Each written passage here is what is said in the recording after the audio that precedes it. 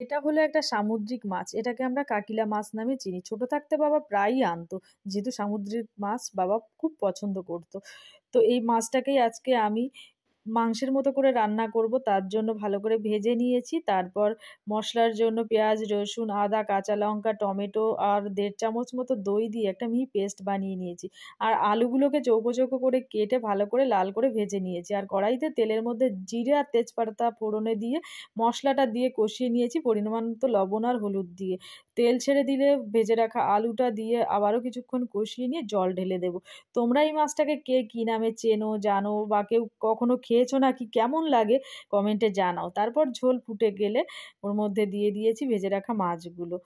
তারপর একটু ধনেপাতা দিয়ে নামিয়ে নিলেই রেডি কাকিলা মাছের ঝাল বা ঝোল, যেটা বলো।